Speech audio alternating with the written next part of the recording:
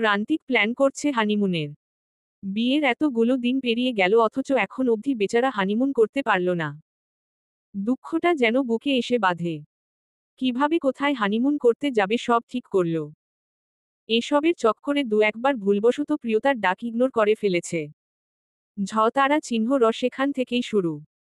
প্রিয়তা এখন কিছুক্ষণ পরপরই তাকে খোঁচা মারছে। যেমন তেমন খোঁচা না, বুক ঝালাপালা করে দেওয়া খোঁচা। রান্নাঘরে প্রিয়তা যখন সকালের নাস্তা তৈরি করছিল তখনই প্রান্তিক উঠকে এসে জুড়ে বসল।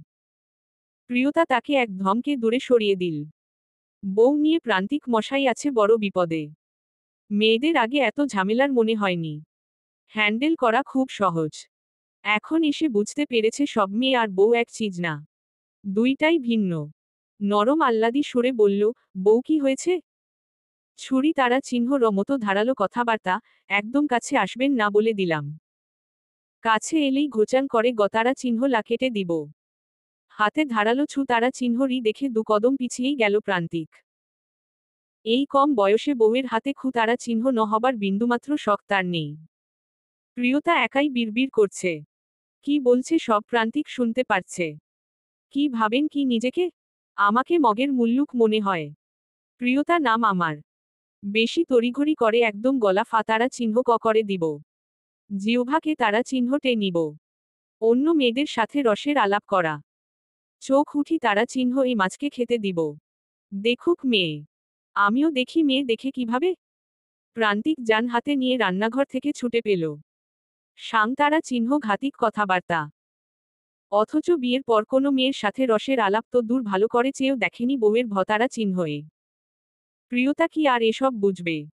বুঝবে না। বউরা কিছু বুঝতে চায় না। এরা নিজেরাই বড় বুঝদার।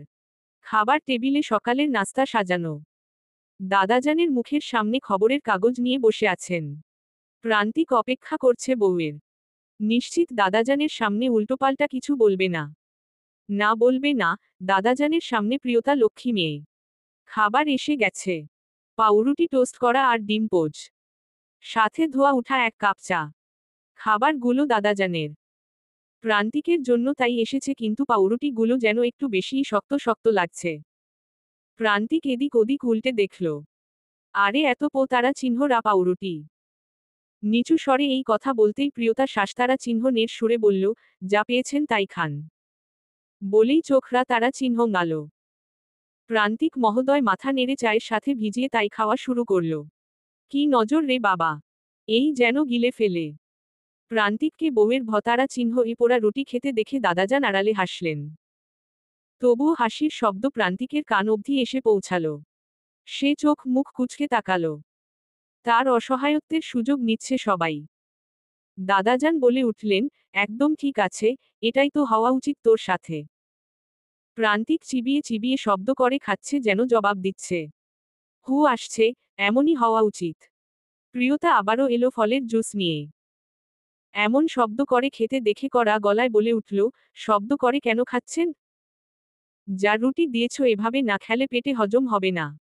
পছন্দ না হলে চলে যান। খেতে কে বলেছে? প্রান্তিক আর কথাই বাড়াল না। কি দরকার ভাই?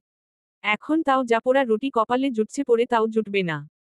কোন দিন খাতা বালিশ সব বের করে দিয়ে বলবে, বাসা থেকেই চলে যান। দাদাজান যা চিজ, তার পক্ষ জীবনেও নিবে না। এরপর একদিন বলবে দুনিয়া ছেড়ে তারা চিহ্ন দায় দিন। বিদায় নেবার কথা মনে আসতেই বিষম খেয়ে উঠল সে। প্রিয়তা চোখ রাঙ্গি তারা চিহ্ন বলে উঠল, কোন মেয়ের কথা ভাবছেন এত মনোযোগ দিয়ে? নাকি তারা আপনাকে মনে করেছে? বিষম থেমে গেল সাথে সাথে। জীবনে এত ধাতারা চিহ্নকা একসাথে কখনো খায়নি সে। হজম করতে কষ্ট হচ্ছে। রেগে যে উঠে যাবে সেই সুযোগ নেই, দুটো কথা বলবে সেই সাহসও নেই। অতঃপর মাথা নিচু করে পোড়া পাউরুটি গিলতে লাগল। খেতে এখন আর খারাপ লাগছে না আসলে। Dash dash dash dash dash dash dash dash. Amrisha কি মান্নাতের প্রেমে পড়েছে? পড়েই গেছে। এক পা অলরেডি কাদায় গড়াগড়ি খাচ্ছে। প্রেমের কাদা বলে কথা, এত সহজে ছাড়ে নাকি? মান্নাতের প্রতি সে বিষয়ে ভাবে দুর্বল, সেই দুর্বলতার সুযোগ নিচ্ছে মান্নাত। মেয়েদের মন মানানো বেশ শক্ত কাজ নয়। এদের একটু কেয়ার করলেই ভালোবাসায় লুতুপুতু খায়। মান্নাত তা খুব ভালো করেই জানে। রোজ গিয়ে দাঁড়িয়ে থাকে ভার্সিটির সামনে। গেট আপও নেয় তেমন। জেল দিয়ে চুলগুলোকে আটসাট করে রাখে। পরনে থাকে ইস্ত্রি করা শার্ট। আজ পরেছে আকাশি রঙের শার্ট। শার্ট ইন করা জিন্সে। হাতার ফোল্ডগুলো উঠিয়ে রেখেছে কনুই অবধি। হাতে তো ফুলের তোড়া মিস করা যাবে না। সূর্যের তীর্যক কিরণে তার সাথে গাড়িটাও চকচক করে। হিরো হিরো ভাব, তবে নায়িকার অভাব নেই। মেয়েরা সবথেকে বেশি প্রভাবিত তাদের বান্ধবীদের কথায়। এ এক অদ্ভুত সত্য। আমরিশার মনে যে মান্নাতের জন্য অনুভূতি আছে তা টের পেয়েছে বান্ধবীদের কল্যাণে। এরা এক একজন মান্নাতকে দেখেই ফিদা। এত বড়লোক ছেলেকেই বা হাতছাড়া করতে চায়। এরই মধ্যে যখন জেনেছে আমরিশা ছেলেটাকে পাত্তা দিচ্ছে তখন তো উঠে পড়ে লেগেছে। আমরিশার কি মাথায় ঘিলু আছে? থাকলে কি আর এমন ছেলেকে হাতছাড়া করে? ছেলেটা কি হ্যান্ডসাম, তার সাথে আমার বড়লোক। আহা সোনায় সোহাগা যে। সোনার ডিম পাড়া হাঁসকেও ফেলে দেয় বুঝি। বান্ধবীদের এমন কানাকানি শুনে আমরিশার মাথা পুরোপুরি গেছে। আগে তো এভাবেই অর্ধেক গেছিল, এখন ষলকলা পূর্ণ হলো। এখন তার মনে হচ্ছে মান্নাত উপযুক্ত। এসব ভেবে প্রেমে আছড়ে পড়েছে। মন্দ নয়। পড়েছে স্বেচ্ছায়, কিন্তু স্বেচ্ছায় যে বের হওয়া সম্ভব নয়। একবার মনের আদান প্রদান হয়ে গেলে ফিরিয়ে নেওয়া যায় না। প্রেম এক জলতারা চিহ্ন, নয়তয় অগ্নিতারা চিহ্ন কুণ্ড। হয়তো ভালোবেসে সুখের নীর করবে, নয়তো সেই জো তারা চিহ্ন লন্ত অগ্নি তারা চিহ্ন কুণ্ডে জো তারা চিহ্ন লেপু তারা চিহ্ন রে যাবে। কিন্তু মরবেও না, আর বের হতেও পারবে না। উহু সম্ভব নয়। এক এক দিন এক এক বাহারি ফুল নিয়ে হাজির হয় সে। আজ হাতে হলদে সূর্যমুখীর ছড়াছড়ি। মিলিয়ে আবার আমরিশাও পড়েছে হলদে। এতক্ষণে বুঝল, আসার আগে কেন বারবার ফোন করে জিজ্ঞেস করছিল কি রঙের জামা পরেছ। ইস, একটাই তো মন। আর কতবার মনটা নিয়ে নিবে লোকটা। বান্ধবীগুলো তাকে দেখতে পেয়েই যা তারা চিহ্ন লাচ্ছে। ইস কি প্রেম! দেখলি দেখলি, আমরা ঠিক বলেছি। ছেলেটা তোর জন্য পারফেক্ট। এত ভালো ছেলে আজকাল হয় নাকি? একবার সুযোগ দিয়েই দেখ না। তাদের কথাবার্তায় আর তারা চিহ্ন স্টো হয়ে যায় সে। চোখে মুখে রক্তিম আভার ছাপ। সত্যি বলতে, মেয়েদের জীবন প্রথম ধ্বংস হয় এসব বান্ধবীদের হাতেই। হ্যাঁ হ্যাঁ, জানি সকলে একমত হবেন না। না হন গিয়ে, আমার কি? আমি দেখেছি তাই বলেছি, কিন্তু সবার আবার নিঃস্বে তারা চিহ্ন হয়ে যায় না। কেউ কেউ প্রাণ ফিরে পায় প্রাণভোমরা। কাছে আসতে দেখেই ভদ্রলোকের মতো গাড়ির দরজা খুলে দাঁড়িয়ে আছে। ফুলগুলো হাতে দিয়ে যত্নে গাড়িতে তুলে দিয়েছে। অতঃপর দরজা আটকে নিজের সিটে এসে বসেছে। এতটুকু কর্মকাণ্ডেই বান্ধবীগুলো মরি। ঢং যত সব। গাড়ি চলছে আনমনে। আমরিশা জানে না কোথায়ও যাচ্ছে, তবে যাচ্ছে কোথাও। রোজই তো যায়, ঘুরে ফিরে খাওয়া দাওয়া করে দারুণ সময় কাটায়। এভাবেই চলছে সপ্তাহ খানেক। তবে আজ কোথায় যাচ্ছে? ফুলগুলো চমৎকার। দু একটা ছবি না তুললেই নয়। ছবিতে ক্যামেরা ভর্তি। পোষালো না তেমন। মান্নাতের দামি ফোনটা এগিয়ে দিল। এতে ছবি ভালো আসে। আচ্ছা, মান্নাত কি সত্যিই প্রেমে পড়েছে? আলবাদ পড়েছে। না হলে প্রান্তিকের শালিকে নিয়ে ঘোরাঘুরি। বালাই ষাট। যতারা চিহ্ন বাই করে ছেড়ে দিবে প্রান্তিক। যদি জানতে পারে তার শ্যালিকা সাহেবকে নিয়ে ঘোরাঘুরি, তাহলেই হয়েছে। যদিও মেয়েটার থেকে এখনো সরাসরি কিছু বোঝা যাচ্ছে না। আমরিশা খোলাখুলি ভাবে কিছু বলছে না। বললে রক্ষা পেত। প্রান্তিক হাতে নাতে ধরে ফেললে বলে দিত, দুজন দুজনকে ভালোবাসে। সে সত্যিই ভালোবাসে। সত্যিই আগলে রাখতে চায়, আর সেও থাকতে চায়। তখন অসুবিধে ছিল না। আজ যে করেই হোক মনের খবর জানতে হবে। গাড়ি থামল একটা ভবনের সামনে। আমরিশা নাক কুচকাল। গ্যারেজের কাছে তারা কেন এসেছে? অতঃপর জানল, নিচতলা গ্যারেজ, উপরে ঘর আছে। এখন সেখানেই যাবে।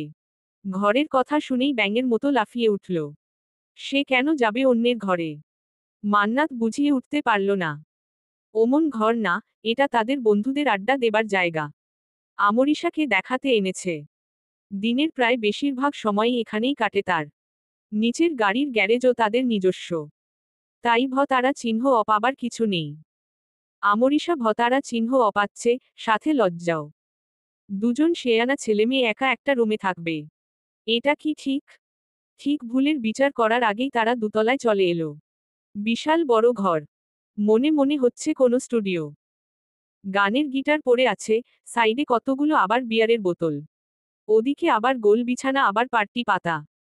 পুরোই মাছের বাজার। মান্নাত এসব দেখে মাথা চুলকালো। যাবার আগে বারবার বলে দিয়েছে পরিষ্কার করে রাখছে। ওরা কিছু করেনি? রাগে শিরা ফুলে উঠল। ইচ্ছে করছে এক একটাকে ধরে না। থাক, এবার তারা চিহ্ন সংবরণ করল। আমরিশা ফুল হাতে ঠোঁটে ঠোঁট মিলিয়ে মুচকি হেসে তার মুখের দিকে তাকিয়ে আছে। তাকে স্নিগ্ধ লাগছে ফুলের মতোই। মান্নাত দাঁত একপাটি বের করে হেসে বলল, ওদের বলেছিলাম পরিষ্কার করে রাখতে। দেখো ওরা কিছু করেনি। ওরা কেন করবে? আপনি পরিষ্কার করুন। শুধু কি আমার? আমাদের সকলের। সবার কাছে চাবি থাকে। সবাই বলতে, এই আমি, প্রান্তিক, আলফি, আশিক, মৌনতা সবার কাছে। ঘরের মাঝামাঝি এসে শটান করে দাঁড়ালো আমরিশা। থেমে থেমে বলল, ভাইয়া, যদি এসে পড়ে। না না, ও এখন ছুটি ছাড়া আসে না। বাসায় বউ আছে তো। তোমার বোনকে রেখে আমাদের সময় দিবে নাকি? আমরিশা লজ্জা পেল বোধ হয়। বলল, কিন্তু যদি বাকিরা আসলে আসুক। সমস্যা কি? তোমার ভাইয়া না এলেই হলো। হাতটা ধরে ঘরের মধ্যে আনলো তাকে। এবার ছেড়ে দিল। গোল সাইজের বিছানার উপর আমরিশা বসে পড়ল। পাশেই রাখলো ফুলগুলো। মান্নাত কফির পানি গরম বসাল। বলল, খাবে? আমরিশা মাথা নাড়ল। সময় যাচ্ছে, দুজনের কেউই কথা বলার জন্য কিছু খুঁজে পাচ্ছে না। কেমন অদ্ভুত লাগছে। পাশাপাশি এতক্ষণ কতক্ষণ বসে থাকা যায়। কফিটাও শেষ এখন। এবার তবে। আমরিশা একটু নড়েচড়ে উঠল। ইতস্তত করে বলল, এখন যাওয়া দরকার। বলেই উঠতে লাগল। মান্নাত তার হাত চেপে ধরল। আবারও বসে পড়ল সে। তার বুকের ধুকপুকানি বেড়ে যাচ্ছে। মান্নাত তার দিকে ফিরে বসল। হার্ট অ্যাটাক না করে ফেলে এবার। দু হাতে হাতখানি জড়িয়ে ধরে বলল, বলো ভালোবাসো আমায়? আমরিশা চমকে উঠল। হ্যাঁ বলবে নাকি না বলবে নাকি কিছুই না। মাথায় কিছু খেলছে না। মান্নাত পুরো 5 মিনিট অপেক্ষা করল। জবাব এলো না। নিশ্চুপতা অনেকেই হ্যাঁ বলে ধরে নেয়। তাই সে তার থিতুনিতে হাত রেখে বলল, আমি কি হ্যাঁ ধরব? লজ্জায় আমরিশা মুখ তুলে তাকাতে পারছে না। হাত সরিয়ে আনতে পারছে না। মান্নাত শক্ত করে ধরে আছে। মুখ সরিয়ে নিতেই মান্নাত এদিকে ফিরাল। গালে হাতটা আলতো করে রেখে সে কাছে আসছে। অনেক কাছে। এই চুমু টুমু খাবে নাকি আবার? আমরিশারা তারা চিহ্ন তাশুদ্ধ কেঁপে উঠল। শেষ মুহূর্তে এসে মুখ সরিয়ে নিল সে। মান্নাত এটা ভাবতে পারিনি। যখন বুঝতে পারল লজ্জায় আর অপতারা চিহ্ন মানে আতকে উঠল। দ্রুত তার পায়ের কাছে হাঁটু গেড়ে বসে বলল, সরি সরি। আমার কন্ট্রোল করা উচিত ছিল। আমরিশা প্লিজ ভুল বুঝো না। কথা দিচ্ছি আর কখনো হবে না। প্লিজ আমরিশা, লক্ষ্মীটি কথা শোনো। আমরিশা লজ্জায় মুখ তুলে তাকালো না। কেবল মাথা নিচু করে মাথা নাড়ল। মান্নাত আহত হল। করুণ স্বরে বলল, প্লিজ ফিরে তাকাও। এমন করো না। সত্যিই ভুল হয়ে গেছে। আমরিশা। আমরিশা তাকালো। 2 সেকেন্ডের চোখাচোখিতে আরো লজ্জা পেয়ে গেল।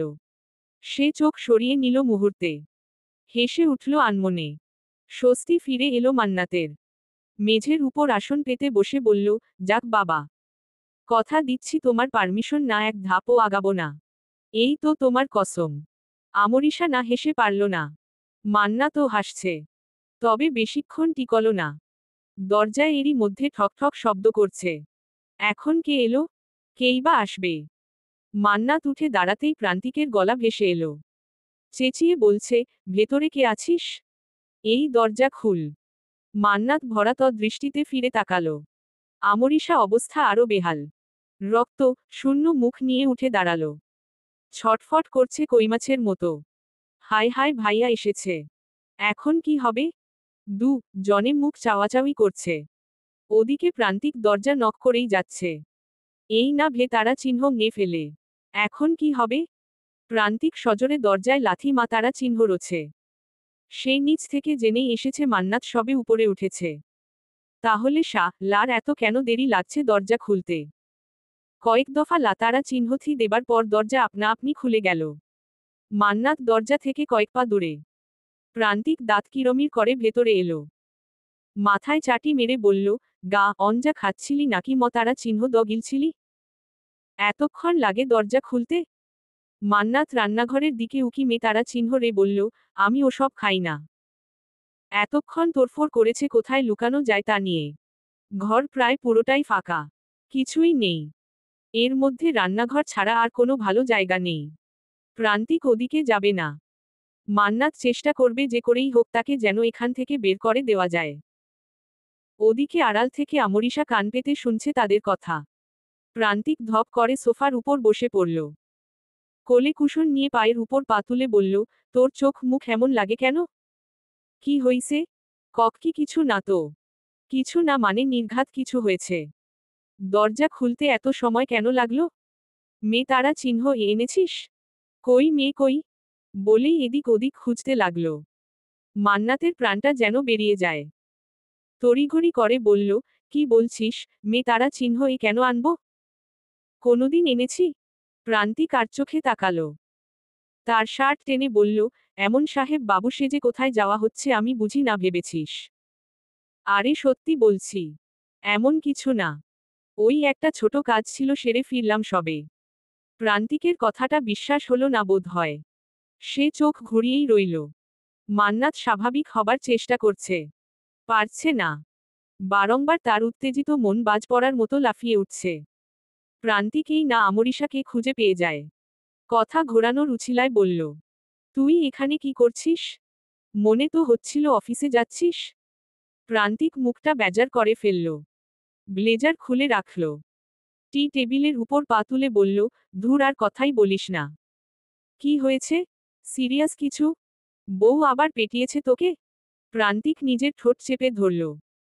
মান্নাত হাসার চেষ্টা করে বলল, রেগে যাচ্ছিস কেন ব্রাদার? ওটা বউ? বউ না, সাক্ষাৎ তারা চিহ্ন ঘোষ। কি হয়েছে আবার? কি হয়নি জিজ্ঞেস কর। আজ সকাল বেলা আমায় তারা চিহ্নরা রুটি খেতে দিয়েছে। কোনোমতে পোড়া রুটি খেয়ে বেরিয়েছি, না খেলেও রক্ষে ছিল না। ভাবলাম ঠিক আছে একবেলা তো ব্যাপার না। অফিসে যাব লাঞ্চ বক্স সাথে করে পাঠিয়ে দিল। মন ভালো হয়ে গেল, যতই রাক্ষস হোক না কেন। বউ তো আমারই। সুন্দরী আছে, ভালো আছে। এখন লাঞ্চ বক্স খুলে দেখি খাবারের বদলে চিরকুট। কি বলিস? কি লেখা তাতে? কি লেখা? লিখা ছিল, অফিসের কাজ করে পেট ভরাও। খাবার কেন খেতে হবে? মানে বুঝিস? অফিসের কাজের অজুহাতে কি একবার তার ফোন ধরেনি তাই সে আমায় কিভাবে বাদর নাচ নাচাচ্ছে? মান্নাত মুখ টিপে হেসে ফেলল। প্রান্তিক রেগে কটমট করে তাকাতেই চুপসে গেল। হেলান দিয়ে চোখ বুজে বলল, বিয়ে তো করিসনি, করেনি একবার তখন বুঝবি বউ কি চিজ। ভাই গার্লফ্রেন্ড এর থেকেও কম প্যারা দেয়। বউকে কিছু বলা যায় না। সব সময় হাতে তারা চিহ্নই নিয়ে থাকে। কিছু বললেই ঘাড় থেকে মাথা টুকুস। মান্নাত রান্নাঘরের দিকে তারা চিহ্ন কি মারল। আমরিশার বিলাই চোখ দুটিও উকি মারছে সেখান থেকে। চোখে চোখ পড়তেই বলল, বিয়ে তো আমি করবই। হ্যাঁ, করে ফেল। আর কতদিন মেয়ে নিয়ে তারা চিহ্ন অতি করবি? মান্নাত তারা চিহ্ন মুখে উঠে বলল, তুই আবোলতাবল এসব কি বলছিস? কি বললাম আবার? মান্নাতের মন ছটফট করছে। এই প্রান্তিকের জন্য আমরিশা তাকে ভুল না বুঝলেই হয়। ইচ্ছে করছে বাদরটাকে বউয়ের কাছে দিয়ে আসতে। ও বউয়ের কাছেই শিক্ষা হবে। আমরিশা, ডার্লিং গেল কই? আখি জোড়ার আর হুদিস মিলে না। মান্নাত মন খারাপ করে বসে পড়ল। প্রান্তিক হতভম্ব। মান্নাতের হাল সে বুঝতে পারছে না। একটু পর পর ওর মুখের রিয়েকশন চেঞ্জ হয়ে যাচ্ছে। মন হচ্ছে কিছু একটা লুকিয়ে যাচ্ছে। প্রান্তিক হালকা কেসে উঠল। মান্নাত তার মুখের দিকে তাকাচ্ছে না। এর আবার হঠাৎ কি হলো? মান্নাত থমথমে গলায় বলল, এখানে কেন এসেছিস? লাঞ্চ করতে? না করেছি। এলাম এভাবেই আড্ডা দিতে। অনেকদিন দেই না। এরপর বউয়ের তারা চিহ্নলা। ও সবকিছুতে আমায় সন্দেহ করে। তুই কি সন্দেহ করার মতো ছেলে নস? এসব কি বলছিস? তুই বলতে পারবি বিয়ের আগে আমি যেমন ছিলাম এখনো তাই আছি? মান্নাত গুরুগম্ভীর ভাব নিয়ে ফিরে তাকালো। গালে হাত রেখে বলল, না, বউয়ের দোহাই দিয়ে ভালো হয়ে গেছিস। প্রান্তিক গাল বাড়িয়ে হেসে বলল, বেশি দিন লাগবে না দেখিস। বউকে নিজের ফান্দে জড়িয়ে নিব। দেখিস। এছাড়া অন্য কিছু বল। ও কর্ম তোর না। আজব, তুই কার দলে? অবশ্যই ভাবির। প্রান্তিক ঠোঁট কামড়ে ধরল। বলল, শ্বশুর বাড়িতে আমার একটা ভালো সুনাম আছে জানিস। একমাত্র জামাই আমি। অনেক দায়িত্ব আমার উপর। তোর শ্যালিকাদের বিয়ের দায়িত্ব? দরজার ওপাশ থেকে একজোড়া গলা ভেসে এলো। এরা এসেই বলল, কার বিয়ে? মান্নাত ফিরে তাকালো। মৌনতা আর আশিক হাজির। এদের পিছন পিছন আলফিও এসে জড়ো হয়েছে। মান্নানের মুখটা শুকিয়ে গেল। এ কেমন পরীক্ষা খোদা! সবাই আজই কেন আসছে? আলফি গিয়ে প্রান্তিকের সোফার পাশে বসে বলল। আশিক এসে বসল বিছানায়। মৌনতা তার কোলে মাথা রেখে শুয়ে পড়ল। বেচারি ইদানিং বিয়ের শপিং নিয়ে মহাব্যস্ত। আজও গেছিল শপিংয়ে। এদিকে আলফিও মনমরা। আশিক শুধায়, কার বিয়ের কথা বলছিস? আমার শ্যালিকাদের। মৌনতা বলে, তোর শ্যালিকা জানি কয়টা? 3টা। প্রিয়তরা 4 বোন। বাহ, এখনো 3টে বিয়ের বাকি। কোনোটার বিয়ে দিবি? আমরিশার। প্রিয়তার মেজ বোন। আমার শ্বশুর সেদিন ওর বিয়ের কথা বলছিল। ভালো পাত্র খুঁজছে। বলল, আমাকেই দেখতে। মান্নাত হাতের নখ কামড়ে বলল, তো ভালো পাত্র কি নেই নাকি? তোর আশেপাশেই তো আছে। প্রান্তিক মাথা চারদিকে ঘুরিয়ে বলল, ছেলে কই? মান্নাত মুখ শুকিয়ে ফেলল। মৌনতা উঠে বসল। হেসে বলল, তুই কি তোর কথা বলছিস মান্নাত? প্রান্তিক নাক ছিটকে বলল, হো। তুই? No no, she deserve better, I mean best. তুই তো গুডের ধারে কাছে যাসনি। তুই না। আলফি হলেও ভেবে দেখা যেত। আলফি উঠে বলল, এই না আমি না। কেন? তুই কি গে? আলফি চোখ মুখ কুঁচকে কিছু বলার আগেই মান্নাত বলে উঠল, কেন? আমায় কি কমতি? তোর বন্ধু হিসেবে কি আমি খারাপ? আমি সেটা কখন বললাম? তুই তো আমার জানের দোস্ত, কিন্তু সংসার তো আমি করব না ভাই। প্রান্তিকের কথা শুনে আশিক শব্দ করে হেসে ফেলল। মৌনতা হাসতে হাসতে তার কোলে ঢুলে পড়ল। মান্নাত রেগে উঠে দাঁড়িয়ে বলল, বেশি বলছিস। তোর চেয়ে আমার রেকর্ড ভালো। মৌনতা বলে উঠল, হ্যাঁ, সেটাই তো। বেচারা আজ অবধি যাকে পছন্দ করেছে তাকেই অন্য শিকারী শিকার করে নিয়ে গেছে। ইস বেচারা। ভাই সামলে দেখিস, বিয়ের দিন ভাবিকে যেতে দিস না যেন। এই শর্ত। দরজা ওদিকে। হাত বাড়িয়ে প্রান্তিক দেখালো। মান্নাত বিরক্ত মুখে রান্নাঘরের দিকে আগালো। দাঁড়িয়ে থাকতে থাকতে আমরিশার পা ব্যথা হয়ে গেছে। সে এখন মেঝেতে বসা। মান্নাত তাকে অনুসরণ করে মেঝেতে বসে পড়ল। আমরিশার চোখে মুখে হাজারটা বিরক্তির ছাপ। এই কোথায় এসে ফেসে গেল তারা। এদিকে আশিক বিছানার উপর পড়ে থাকা সূর্যমুখী মুখগুলো দেখে বলল, এই ফুল কার? তারা কেউ এই ব্যাপারে জানে না। ফুলের কথা শুনে মান্নাত ছুটে বেরুল। মৌনতা ফুল হাতড়ে বলল, ছি প্রান্তিক, তুই বিয়ের পরেও এসব করছিস? প্রান্তিক আকাশ থেকে যেন টপকে পড়ল। আমতা আমতা করে বলল, এগুলো তো আমার না। তাহলে কার? সন্দেহ করার মতো একজনই ছিল। তার দিকেই সকলে সন্দেহের বশে তাকালো। মান্নাত হেসে বারবার চুল হাতড়ে নিচ্ছে। ওদিকে আমরিশা দেওয়ালে কান পেতে দোয়া দরুদ যা আছে সব পড়ছে। মান্নাত বলল, আমার আমার, মানে একজনকে দিব তো। প্রান্তিক চটে উঠে বলল, শালা চরি তারা চিহ্নত্রহীন। এই চরিত্র নিয়ে আমার শ্যালিকার বিয়ে তোর সাথে দিব? অসম্ভব। আমি ভাবছিও না। মান্নাত সেখানেই দেওয়াল ঘেঁষে দাঁড়ালো। দেওয়ালের এপাশে আমরিশাকে দেখা যায়। ওদিক প্রান্তিক ওরা। সে হেসে বলল, আমি তো শুধু কথার কথা বলেছি, যাকে ভালোবাসি তাকেই বিয়ে করব। দরকার পড়লে তুলে এনে করব। তবুও তাকেই করব। প্রান্তিক ফোন হাতে নিয়ে বলল, ঠিক আছে কমা, ঠিক আছে। হেল্প লাগলে বলিস। মান্নাত মুচকি হেসে আমরিশার দিকে তাকালো। আমরিশা লজ্জায় মাথা নুইয়ে ফেলেছে। কি লজ্জা! দুলাভাই এসব কি বলছে? আলফির মুখটা শুকনো অনেকক্ষণ থেকেই। মৌনতা টের পেয়ে শুধায়, তুই কি প্রেমে পড়েছিস আলফি? আলফির আগেই প্রান্তিক জবাব দেয়, আরে না না, ও তো গে। আলফির তার মাথায় চাটি মে তারা চিহ্ন রে বলল, এই কু তারা চিহ্ন তোত্তার বাচ্চা। প্রান্তিক হেসে ফোনটা পকেটে ঢুকিয়ে রাখে। তার কাজ একটু পর পর ফোন চেক করা। বলা যায় না কখন তার বউ আবার ফোন দিয়ে বসে মেসেজের রিপ্লাই না দিলে আজ বাড়িতেই ঢুকতে দিবে না। শেষে রাস্তায় রাত কাটাতে হবে। সে বলে, আলফি আর প্রেমে? অসম্ভব। পুরুষ তো হঠাৎ করে জাগলো কিভাবে তোর? ব্যাপার কি? হ্যাঁ হ্যাঁ, তোমার তো লেদা কাল থেকেই যাচ্ছে, তাই এই দশা। আশিক আর মান্নাত মুখ টিপে হাসল। মৌনতা বলে উঠল, এই থামো তোরা। আলফি তুই বল মেয়েটাকে। আলফি তার নামটা বলতে গিয়েও বলল না। মাথা নাড়িয়ে বলল, না না, তোরা জাজ করবি। প্রান্তিক কানের কাছে ফিসফিসিয়ে বলল, আরে করব না, ছেলের নামটা বল। আলফি পায়ের জুতা খোলার আগেই প্রান্তিক উঠে দৌড়। আশিক হাসতে হাসতে বিছানায় লুটিপুটি খাচ্ছে। দেওয়ালের আড়ালে নবকপত কপতি মুখ টিপে হাসছে। এদিকে আলফি রেগে লাল হয়ে আছে। দরজার সামনে প্রান্তিক দাঁড়িয়ে বলল, রেগে যাচ্ছিস কেন? আমি তোর সারপোর্টে আছি। মৌনতা এবার বলে উঠল, আরে থামো না। আলফির জীবনের নতুন প্রেম, তাও আবার প্রথম শুনতে দে। আশিক এবার আগ্রহ নিয়ে বলল, এই আলফি বল, আমিও শুনব। আরে কি বলবো? প্রেম টেম কিছু না। ইদানিং একটা পিচ্ছি মেয়ে আমায় প্রেমপত্র দিচ্ছে। সেটাই সমস্যা। এর আবার নতুন কি? প্রেমপত্র তো আগেও পেতি। আলফি হাত চুলকে বলল, না নতুন না কিন্তু। প্রান্তিক হেসে এবার এগিয়ে এলো। আলফির ঘাড়ে হাত রেখে বলল, তুই বলছিস এবার মেয়েটাকে তুইও পছন্দ করিস? আলফি জবাব দিল না। ছোট থেকেই একটু লাজুক সে। মৌনতা এবার হাত পা গুটিয়ে বসল। ইন্টারেস্টিং। এত বছরে আলফিকে এমনভাবে দেখেনি সে। মান্নাতেরও চোখে মুখে আগ্রহ। বলে উঠল, নাম কি? কি করে? আলফি বলতে গিয়েও বলতে পারল না। কি বলবে সে? অনেকক্ষণ ইতস্তত করার পর বলল, আরে বাদ দে না। ও অনেক ছোট।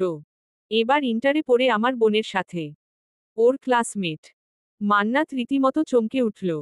বিষম খেয়ে কেসে উঠল। আশিক নাক ছিটকে বলল, ছি ছি, তুই বুইরা দামড়া পোলা এই বাচ্চা মাইয়ার প্রেমে পড়লি? ছি করার কি হলো? মান্নাত গলা মিলিয়ে বলল, ঠিকই তো।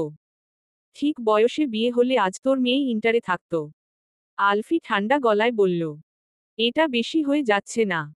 মৌনতা ও বলল, তোদের বয়সের গ্যাপটা অনেক বেশি আলফি। আর মেয়েটাও বাচ্চা। কিশোরী কি না, ও বয়সে এমন হয়ই। বড় হলে ঠিক হয়ে যায় আবার। তোরই প্রেম চলবে না। তুই পিছিয়ে যা। আলফি জিও দিয়ে ঠোঁট ভিজিয়ে নিল। প্রান্তিক ওর পাশেই দাঁড়িয়ে ঘাড়ে হাত রেখে বলল, ধুর তোরা কি বলছিস? প্রেম ভালোবাসায় বয়স ম্যাটার করে নাকি? ইদানিং তো কতই দেখছি। আমার সাপোর্ট আছে। ওই মেয়েকেই তোর সাথে বিয়ে দেব। কথা দিলাম। তুই শুধু প্রেমটা কর। করতে পারবি তো? নাকি শিখিয়ে দিব? চোখ টিপ দিয়ে কথাটা বলল প্রান্তিক। সকলে হেসে উঠল একসাথে। আলফি দাঁত কিরমির করছে। মাঝে মাঝে ইচ্ছে করে এই প্রান্তিককে উঠিয়ে এক আছাড় মারতে। দেওয়ালের ওপাশে আমরিশা হাসছে। মান্নাত মুগ্ধ চোখে দেখছে। মেয়েটার হাসি সুন্দর। M dash dash dash dash dash dash dash dash. Prantik নিজের ব্যাগ গুছিয়েছে। সাথে প্রিয়তার ব্যাগ গুছিয়ে নিয়েছে। পুরোটাই প্রিয়তার অজান্তে। এবার লোক পাঠিয়ে এগুলো গাড়িতে তুললেই হয়ে যায়। প্রিয়তা সকাল সকাল রান্নাঘরে ব্যস্ত। ওদিকে সব কাজ সেরে প্রান্তিক ডাকছে গলা ফাটিয়ে। পুরো বাড়িতে তার গলার স্বর শোনা যাচ্ছে। প্রিয়তা হাতের কাজ ফেলে ছুট লাগালো। লোকটা না হলে ডাকতেই থাকবে। প্রিয়তা ঘরের দোরগোড়ায় আসতেই প্রান্তিক চুপসে গেল। মেয়েটা হাঁপাচ্ছে। প্রান্তিক মৃদু হেসে বলে, বউ এসেছ? ডাকছিলেন কেন? তোয়ালে দাও, গোসলে যাব। প্রিয়তা আহম্মকের মতো চেয়ে রইল। প্রান্তিক হাসছে। এখন একটু শীত শীত পড়ছে। জানুয়ারি মাসের শেষ কি না? তবুও প্রিয়তা মাথা চটে গেল রাগে। যেন আগু তারা চিহ্ন ন জ্বলছে। রেগে মেগে অস্থির হয়ে এগিয়ে আসতেই বলল, দেখো বউয়ের কাজ স্বামীর কথা শোনা। এই সামান্য কাজের জন্য নিচ থেকে ডাকিয়ে এনেছেন। মানুষ আপনি? অবশ্যই মানুষ। রক্তে মাংসে মানুষ। এতদিনেও বুঝনি? প্রিয়তা দাঁত কিরমির করছে।